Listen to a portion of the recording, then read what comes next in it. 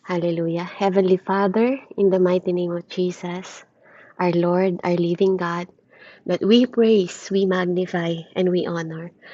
We thank you, Father God, sa oras na to, na muli mong tinipon ang bawat isa sa amin sa um, SFC Morning Prayer, Panginoon. Maraming salamat po, Ama, sa bawat isa na nagkakaisa, Panginoon, sa iyong banal na gawain, Ama. Tunay nga, O Diyos, na pinagpala mo na ang bawat isa sa kanila, Panginoon, sa pagpili nila ng oras na mag-spend ng oras, Panginoon, kasama ang iyong banal na salita, Panginoon. Lord, pinagpala mo na rin ang iyong banal na salita sa mga oras na to, Panginoon, na siya po naming pagsasalu-saluhan sa mga oras na to. Lord, hayaan mo, Panginoon, Jesus, na muli ka naming makilala ng masigit pa, Panginoon, na mas malalim na kaparaanan, Panginoon. Mas higit pa kaysa kahapon, Panginoon. Lord, maraming salamat po, Panginoon, sa mensaheng ibababa mo, Panginoon, at sa mensahe, Panginoon, na ilalagay mo sa aking mga labi, Panginoon. Ikaw po ang makita, itago mo ako sa iyong likuran. Panginoon, Lord, magmanifest ka sa buhay ng bawat isa. Hayaan mo na magmanifest ang iyong salita, na siyang mag-transform, magbago, mag-sanctify, mag-cleanse, Panginoon, sa mga buhay ng bawat isa sa amin. Ma-purify ang aming mga puso sa mga oras na to, Panginoon. Lord, ano man ang laman ng aming mga puso, hallelujah, patuloy mong siya sa atin, Ama. At kung may nakikita kang bagay na hindi sa iyo, Panginoon Lord, tanggalin mo sa aming mga puso. Inihihingi namin ang kapatawaran, ang lahat ng bagay, Panginoon. Hallelujah, na hindi nagmumula sa iyo, Panginoon. Anumang pintuan na hindi nagmumula sa iyo, Lord, isarado mo, Panginoon. At buksan mo mga pintuan, Ama. Hallelujah, kung saan doon ka namin mapaparangalan, maitataas, Panginoon, at mapapasalamatan, Panginoon, sa lahat, Ama, ng ginagawa mo sa aming buhay. Lord, hayaan mo parangalan muli ang iyong anak na si Jesucristo sa pamamagitan ng aking buhay, Panginoon. Ikaw lang ang maitaas, ikaw lang ang makita. Ang kapangyarihan, katwiran, katarungan, Panginoon, ng iyong mga salita. Hallelujah, ang kabutihan mo, ang pagmamahal mo sa bawat isa sa amin ang maranasan ng bawat isa, O God. Ito po ang aming samot dalangin, Panginoon, sa isang Diyos na buhay na sinasamba namin sa isang Espiritu, Panginoon, sa Espiritu at katotohanan. Lord, buksan mo ang mga puso na aking mga kapatid, Panginoon. At itanim mo sa pinakamatabang parte ng kanilang mga puso, Panginoon, ang salitang ito. Na saan man sila dumako, Panginoon, sino man ang makaharap nila, sino man ang makasalamuhan nila, Panginoon, ang salita mo ang patuloy na mamumutawi sa kanilang mga buhay at kanila po, Panginoon, lalakaran na maging lampara, Panginoon, ang kanilang buhay, Panginoon, Lord, sa mundong ito hanggang sa muli mong pagbabalik, Ama. Salamat, O Diyos, sa iyo po ang karangalan, katwiran at kapangyarihan sa Panginoong naming si Jesucristo, sa ngalan ng Ama, Anak at Espiritu Santo. Amen. Ayan.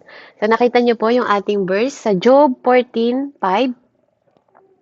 A person's days are determined.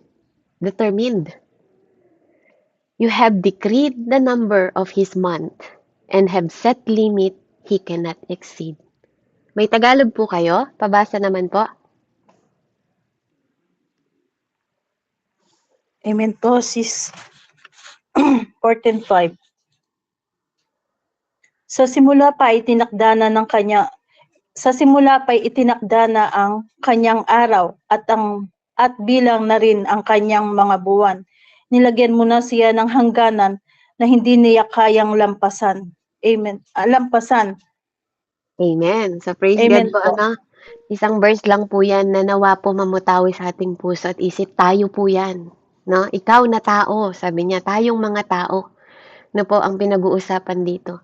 Sa simula pa'y tinakda na ang kanyang araw at bilang na rin ang kanyang mga buwan. Nilagyan mo na siya ng hangganan na hindi niya kayang lampasan. Amen? Amen. So dito po, ang teaching natin, ang lesson po na matututunan natin, hallelujah, sa first point po na ating pag-aaralan, God ordained the number of our days. Amen? So ang Diyos po, inordinan niya na po ang bilang ng ating mga araw. Amen? So purihin po ang Diyos sa kanyang salita, na dito makikita natin, na pahalagahan kung paano mo ibabalyo yung buhay mo sa mga oras na to. Sabi ng Panginoon sa kanyang mga salita, na inspirasyon ng banal na spirito. sa Psalm 90:12, no, sinabi din doon, no po, na teach us to number our days that we may gain heart of wisdom. No? Sabi niya doon sa Tagalog, kaya turuan mo kami na bilangin ang aming mga araw upang kami ay magkaroon ng pusong may karunungan. No po, so, kapag pala ikaw alam mo na ang buhay mo ay bilang lang, ano po, pwede kang magkaroon ng wisdom, no po, para gamitin yung buhay mo na kapaki-pakinabang. Amen? So, dito makikita natin that God ordained the number of our days. May tinakda ang Diyos sa ating kapanganakan. Na po, may tinakda ang Panginoon na kapanganakan at may nakatakda din sa ating kamatayan. So, mahalaga po ang bawat araw. Ngayong araw na to, Ate Jenna, po, napakahalaga nito, Ate Annalisa, na nandito ka ngayon sa gawain ito. Na hindi po aksidente na maririnig ng bawat isa ang mensaheng ito, po. Dahil dito sa oras na to, po, mas higit nating ibabalyo yung buhay natin. Mas higit nating ibabalyo yung wisdom. Amen? So, regalo ang bawat araw, po. Kaya offer ito ng Lord sa iyo at sa akin. Po? Ito yung offer na dapat din, po, we do something in return sa Panginoon. No, kaya hindi ka po mapapahamak, hindi ka rin mamamatay kung hindi mo pa oras at di pa loobin ng Panginoon. Amen? Hindi ba yun din yung sinabi niya sa Job 12:10 po? Na po? Na kahit maraming masamang tao, no, o aksidente na nararanasan ng ibang tao o naranasan ko po, no, testimony ko yan, naranasan ko. Hindi pala ako mamamatay kung hindi po ipapahintulot ng Diyos. Because why? God ordained the number of my days. Hindi si Ate Pem yung nagbigay ng number ng days ko para mabuhay. Hindi rin po si Ate Melda. Amen? Si God po ang nag-ordain. Amen? Kaya walang sino mang puputol ng buhay na inordain na yon, kundi ang Panginoon. Amen? Kung hindi papaintulutan ng Panginoon, hindi po pwedeng bawiin ng ibang tao ang buhay mo. Totoo po kaya yon? Pabasa nga po sa Job 12:10.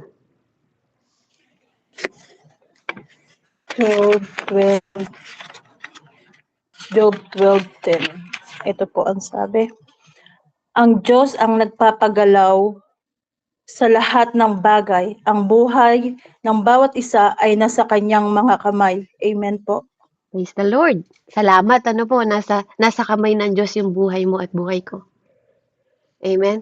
So, purihin po ang Panginoon, If the Lord give me 65 years para mabuhay ako, po, God will fulfill those days. Po, kung binigyan ako ng Diyos na from the beginning pa lang, because He is Alpha and Omega. Amen? Alam niya yung beginning and end. Diba? Siya po ang nakakaalam. So, kung ako bigyan ng 70 years ng Panginoon, kahit anong mangyari sa akin, I have divine protection na nagmumula sa Panginoon sa loob ng 70 years na yun. Amen? Kasi yun yung nakatakda na inordain niya sa buhay ko. Walang taong kayang umagaw ng tinakda ng Diyos sa buhay ko at buhay mo. Amen? Kahit pa anong mangyari sa'yo. Kahit pa sabihin na kinulam si Ate Jenna dahil naiinis sa kanya si Ate Pem. Pinakulam. Praise the Lord. Diba? Pero si Lord ang may hawak ng buhay ni Ate Jenna. Diba? Hindi kahit kailan pwedeng bawiin yun. Amen? Dahil nakatakda na yun from the beginning pa lang. Amen? So meaning, gagaling pa rin si Ate Jenna. Diba? Dahil si Lord ang nag-ordain ng kanyang buhay. Amen? Kaya napakahalaga po na alam natin kung sino nag-ordain ng buhay natin. At huwag kang papayag na aagawin ng kaawayan dahil may kapangyarihan po tayo. No? Tayo ay tinuturuan ng Panginoon. Tinuturuan niya tayo ng mga deliverance na yan, di ba? Tinuturuan niya tayo na paano lalabanan yung kaaway. Tinuturuan niya tayo kung paano pa tayo magiging masigit na malakas kaysa dati. Tinuturuan niya tayo kung paano ka hindi malinlang sa mundong ito. Amen? So, yung inordain na panahon sa iyo ng Panginoon na days mo dito, di ba? Hindi dahil inordain ng 65 years yung buhay ko, sasayangin ko lang ng ganon. Amen? Hindi ibig sabihin, naka-ordain ang buhay ko ng 65 years, magiging hayahay na lang ako. Hindi ko po sinasabing ganun. Amen? So, mahalaga po na malaman natin ang ating mission na po sa pinagkakaloob na buhay ng Panginoon. So, tayo po'y dumako sa point 2. If God ordained your life at numbers po ng days mo ay inordain ng Panginoon, then God is responsible din po na iset the limit na po that you cannot exceed. God set a limit that we cannot exceed. Amen? So, ang Diyos din po pala,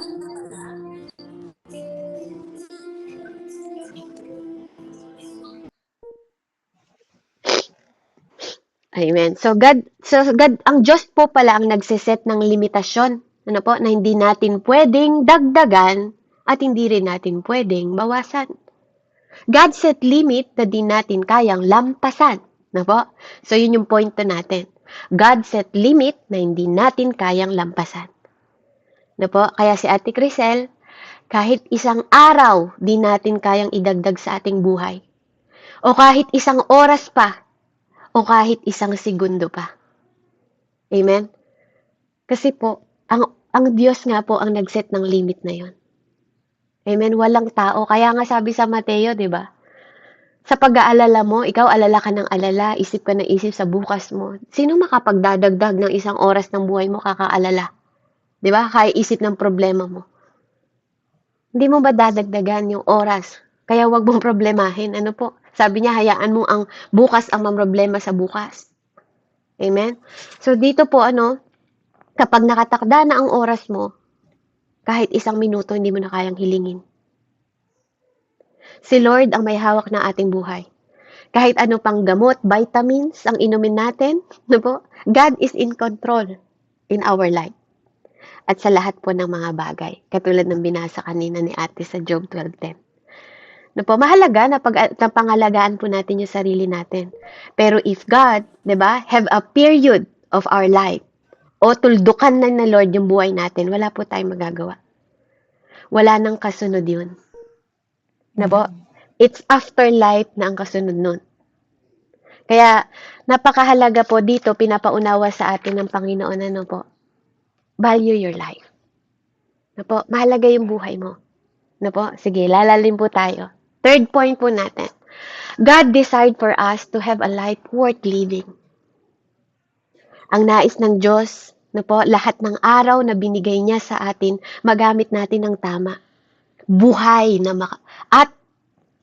may kabuluhan. Buhay na may kabuluhan. Po? Yun yung design ng Panginoon sa atin. Mamuhay ka ng worth living. Buhay na makabuluhan. Kaya nga, ang buhay natin po, hindi to patagalan. Po? Ang laban dito sa mundo, po, dito sa mundo na to, hindi patagalan ng buhay. Paminingpulan. Amen po ba? Amen. Diba? Amen. Aanin ko yung matagal na buhay, wala namang meaning yung buhay mo. Amen po ba? Diba? Ang tagal mo na buhay sa mundo, pero yung buhay mo parang wala lang. Nung namatay ka, wala namang yung mga tao, wala man lang naalalang maganda sa'yo, wala man lang naging kabuluhan yung buhay mo. So, ang buhay sa mundo, hindi po patagalan. Paminingpulan. Amen? Po? Kaya, yung ating model, yung ating Diyos na buhay, na si Jesucristo, hindi po siya nabuhay ng 65 years. Sino pa nakakaalam? How long po nabuhay si Lord? Sino pa nakakaalam sa inyo bago siya namatay? Amen? Sino pong nakakaalam? 33 yata. Amen. So, 33 years po, He lived 33 years. Pero naging sobrang makabuluhan yung buhay ng ating Diyos. Po? Amen. Ganon yung buhay na dapat po tinatamasa natin. Nagawa niya ang lahat ng pinagagawa sa kanya ng Ama at na-accomplish niya yung purpose ng buhay niya. Kaya kung meron kang modelo na buhay na magiging inspirasyon mo, yun yung si Jesus Christ. No? Kaya nga po, live like a Christ. Po? Kaya may mga taong umabot nga ng 80, di ba po, umabot ng 75. Hindi naman naging makabuluhan yung buhay. Kasi yun ang gusto ng Lord eh. Makita natin yung purpose at sa lahat ng aspeto po ng buhay natin. Ikaw ngayon, bulay-bulayin mo yung buhay mo, kamusta ka? 'di ba? Meron naman tumatanda, walang pinagkakatandaan. Tumatanda, paurong naman, hindi naman talaga nag-matured, 'di ba? Lalo pang naging immatured. Amen? Kaya tingnan po natin yung sarili natin ngayon, kung ano po ba yung nararating na po ng pagtaas ng edad natin. Nagle-level up na rin ba yung iyong maturity? Nagle-level up din ba yung iyong spirituality na buhay, 'di ba? Kaya napakahalaga po na makita natin yung desire ng Panginoon sa ating buhay para magkaroon tayo po ng makabuluhan na buhay. Amen? So, hindi po sobrang sobrang exaggerated or sobrang yung mensahe natin ngayon.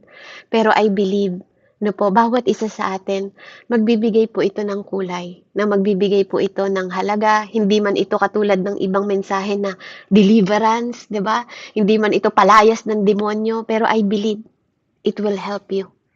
Ito yung mensahe na tutulungan mo yung sarili mo, no, na tumawag sa Panginoon, na tulungan ka niya na baguhin physically, mentally, emotionally. Na po. Kaya paano ba natin i-apply? Dito naman po tayo sa application, no? Paano ba natin i-apply para magkaroon tayo para malaman natin ma-discover natin yung God-given mission sa buhay natin. First point po natin sa application natin is drop a long-term plan or life plan. Na po? Yung vision o yung gusto nating magawin sa buhay natin, nakalooban ng Lord. Na po? Sa pahintulot ng Lord, sa biyaya niya at sa mga gabay niya. Amen? Magkaroon tayo ng long-term na plan. Wag puro yung short term lang na plan ng buhay na tulad ng mga New Year resolution, no po. Hindi na ako magaganito, kinabukasan ayun na ulit. Short time, no? Short time plan o kaya napakalimitado lang na pagpaplano. Kasi may lifetime tayong lahat. Lahat po tayo may lifetime. Ikaw, Ate Jolly, may lifetime ka katulad ng mga first point natin. God ordained our time. Our days. Amen? Hindi to hayahay na buhay. Pwedeng bukas wala na ako. Amen? Kasi may lifetime tayong lahat. Pero dapat may life plan din tayo. Amen po ba? Di ba? Kasi sa plano mo, nasasalamin ang perspective mo sa buhay mo.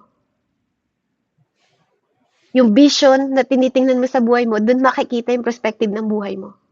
We need to plan at hingin po ang patnubay ng Diyos. Kaya nga ang gabay patnubay natin ang banal na spirito, no?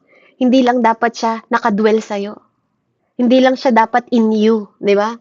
Dapat na ang Holy Spirit upon you din. Amen? Hallelujah. Kaya huwag lang tayong makontento po sa haba ng panahon lang na nabubuhay tayo. Dapat may plano tayo sa habang panahon na yon. Amen? So, application 2 natin, have a day-to-day plan. Ano po ibig sabihin nun? Means, hindi lahat dapat, may long day plan. May long day plan ka. Dapat meron ka ding day-to-day plan sa buhay mo. Di ba po? Dapat nakasort din yung buhay mo, yung ano gagawin mo sa araw na to. Di ba? Naka-organize din. Because why? Ang Diyos natin, organized God po yan. Nag-ordain. Di ba? Nag-order. God of order. Di ba po? Lahat ng bagay na ginawa niya sa mundong ito, talagang yung system makikita mo. Kahit sa katawan mo lang, di ba, Ate Melda? Utak mo lang, nervous system. Tama? 'Di ba lahat 'yan may parte na may sistema, may pamamalakad ang Panginoon na ginawa. Yung mga buto mo, skeleton system, 'di ba? 'Di ba po? Ang galing ng Diyos, 'di ba? Napakaano ng kanyang pag-iisip, 'di ba? Nakasistema siya. 'Di ba? Digestive system. Hindi pwedeng yung pagkain mo na pinasok sa bibig pumunta sa paa. 'Di ba? Hindi pwedeng ang ngumuya yung nandun sa paa or ang naggiling po yung binti mo. 'Di ba? Hindi ganoon. 'Di ba? Nasa sistema po siya. Kasi ang God natin is God of order. Amen? Kaya yung buhay mo kapatid, huwag kang kung saan-saan ka, kung ano-anong desisyon mo, pabago-bago ka ng isip, di ba? Kaya ayaw ng Panginoon mo ng pabago-bago ang isip, susuka ka ng Diyos. Oo kung oo, hindi kung hindi. Yun lang ang sagot ng Panginoon. Sa lahat between nun, galing na sa demonyo. Kaya nga sabi nga kahapon, no, dun sa aking post, when you don't make decision in your life, Ate Annalisa, that's your decision. Di ba? Kapag hindi ka gumawa ng desisyon sa buhay mo, yun ang desisyon mo. Tama? Kapag hindi ka namili ng desisyon sa buhay mo o namili ng mga bagay o plano sa buhay mo, yun ang desisyon mo. Hindi pwedeng dito ka sa gitna. Kaya yung ibang nangangabit, 'di ba, hindi makapili nasa gitna, yun ang decision mo, 'di ba? Hindi kasi gusto mo take dalawa, 'di ba? Hindi pwedeng gano'n, 'di ba? Hindi pwedeng dalawa yung ano mo, hindi pwedeng gano'n. 'Di ba po? Kaya matuto ka day by day po, nakaplano din. Amen? Nakaplan din po ang day by day mo na plano mo araw-araw. Kasi kung meron kang goal sa buhay, na po, do it one at the time. Unti-unti lang sa bawat araw hanggang matapos mo.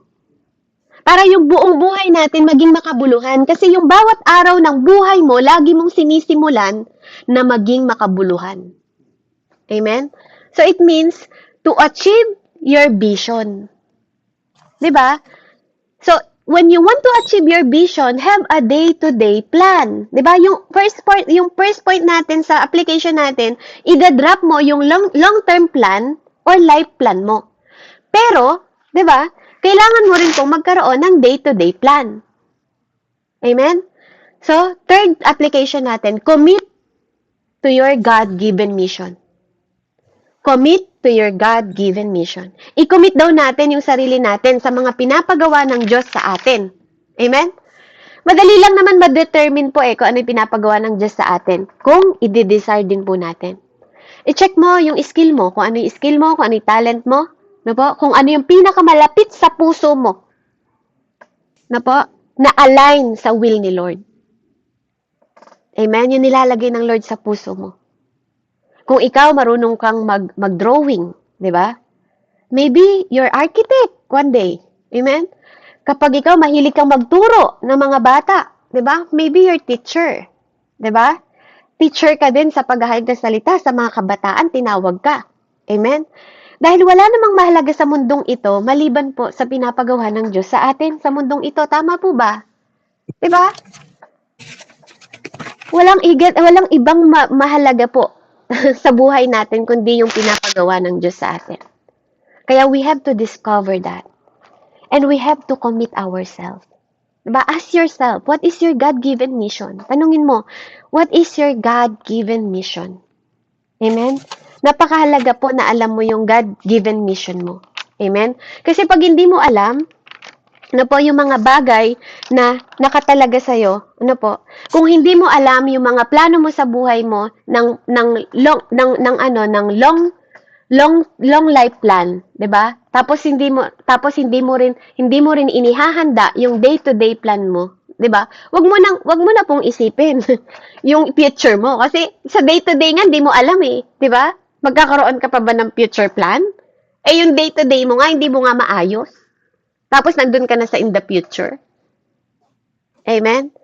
So, kailangan po alamin natin po yung quality time na po na ni-spend natin sa mundong ito. Na po kasi you only live once.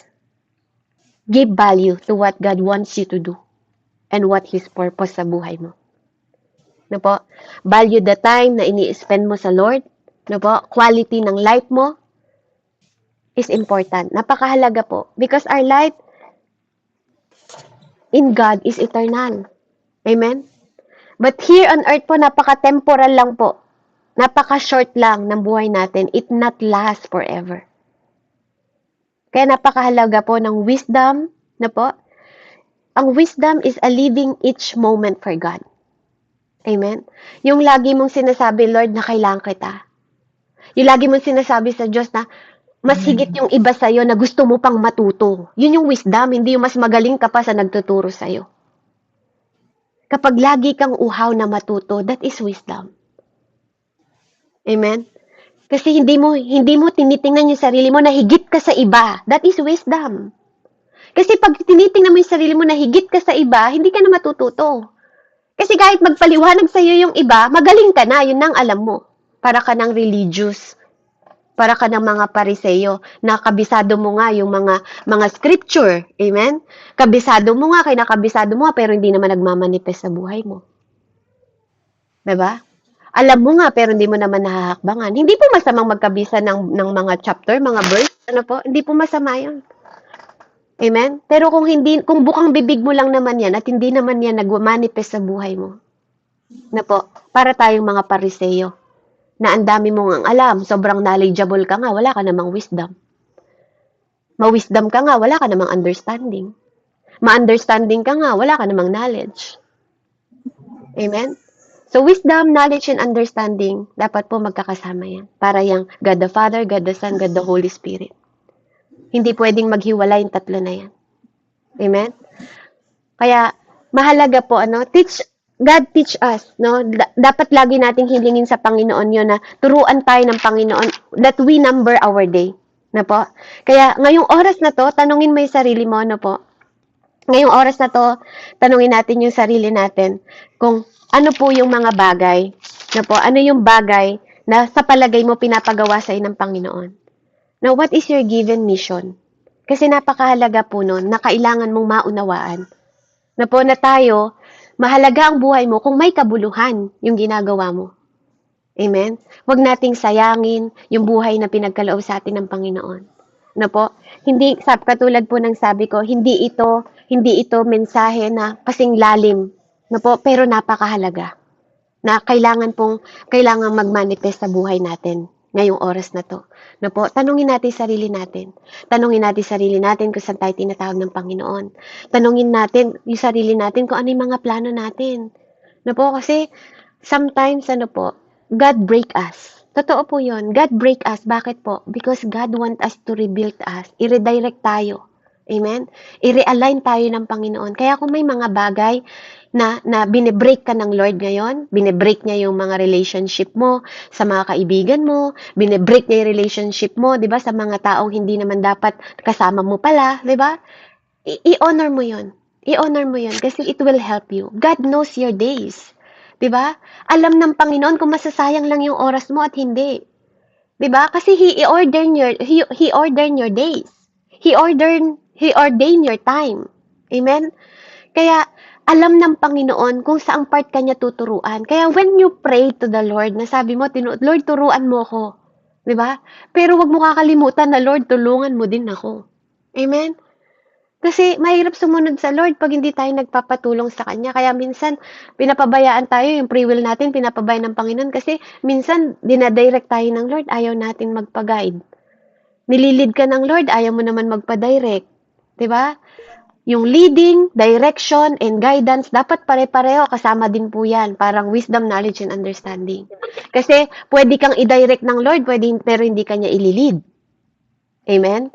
Paano ko pong nasabi? Diba nung sinabi ni Moises, sabi niya, tinuruan siya ng Panginoon, pumunta ka sa ganito, sa promised land. Ano sabi ni Moises? Lord, kung hindi mo ako sasamahan, wag na lang. Tama ba? Dapat ganun din tayo. Amen? Ganon din tayo sa bawat plano po na ginagawa natin sa buhay natin, day by day. Amen? Magpasama din tayo sa Panginoon. Huwag ka lang magpagamit. Kasi may ginamit ang Diyos na hindi niya naginamit hanggang dulo. Diba? May nagdadasal sa atin, Lord, gamitin mo ako. Huwag ka lang magpagamit. Kasi ang gamit pagkatapos tinatapon. Tama ba, Ate Melda? Amen. Diba? Huwag ka lang magpagamit. Magpasama ka. Amen? Kaya sa God's mission po, at purpose na binigay sa'yo ng Panginoon, huwag ka lang magpagamit. Lord, samahan mo ako sa God-given mission na binigay mo sa akin. Amen po rin po ang Lord. Let's pray. Hallelujah. Kaya i-discover po natin kung ano yung mga mission na yun, na binigay sa atin ng Panginoon. And I know, ngayong oras na to, minumuni-muni nyo na yung inyong mga buhay, yung sarili mo, 'di ba? Kung may kinakatandaan ka na ba, 'di ba? Dahil hindi nga to pahabaan ng buhay, paminingpulan po ng buhay. No po? Hindi rin to paabutan ng future mo. Amen. Pwedeng nagpunta ka sa future pero hindi mo na fulfill yung purpose mo. Amen?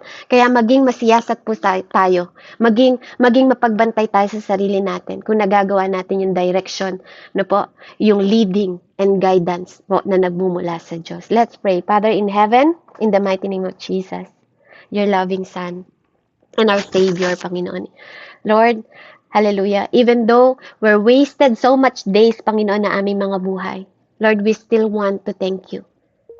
Dahil, Panginoon, hindi pa ito ang huli. Hindi pa huli ang lahat, Panginoon, na magrepent kami, magbago kami ng isip at magsimula ulit kami, nakasama ka. Salamat, Panginoon, na binabago mo kami at binibigyan mo kami ng pagkakataon to redirect toward your beautiful plan in our life and to be a blessing for others, Panginoon. Lord, teach me, Panginoon. Teach us, Lord God. Tulungan mo rin kami, Panginoon, na matutunan namin yung understanding na nagmumula sa iyo, wisdom na nagmumula sa iyo, Panginoon. Sa mga oras na to, Ama, inilalagay ko sa iyong kamay ang aking buhay. Dahil nananampalataya ako that you know the number of my life, the number of my days. Nilalagay ko rin at pinagkakatiwala ko, Panginoon, hallelujah, ang buhay na aking buong pamilya. Na Panginoon, maraming salamat po na sa bawat araw tinatransform mo ako, tinatransform mo ang buhay ko, tinutulungan at tinuturuan mo ako at sinasamahan mo ako. Salamat sa mga gift of life, Panginoon, na pinagkakaloob mo.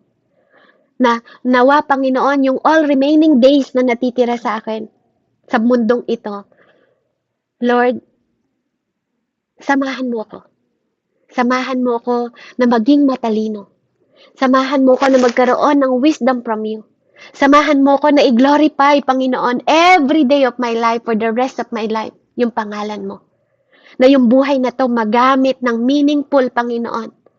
A life worth living, Panginoon, na nabubuhay dahil sa'yo.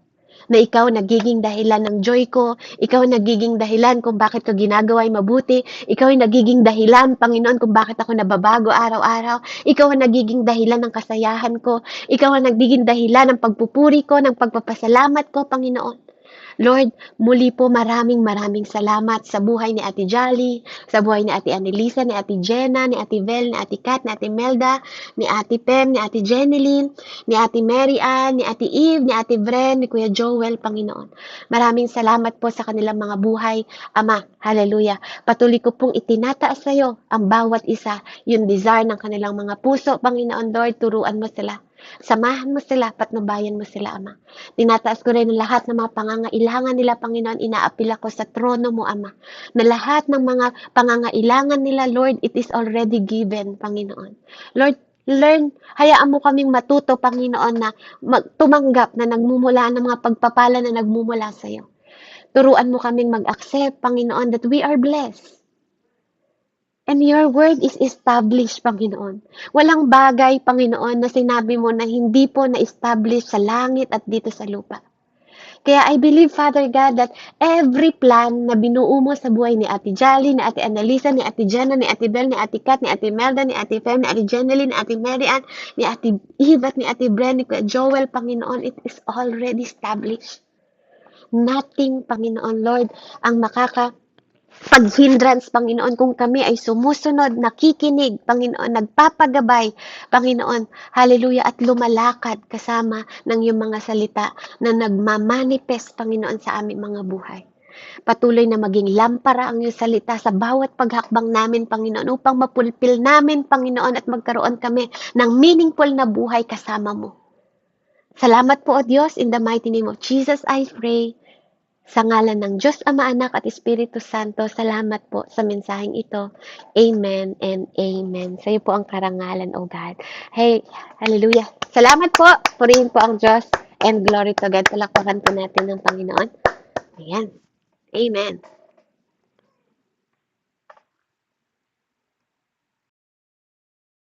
Amen. Salamat sa buhay mo, Sis Bird.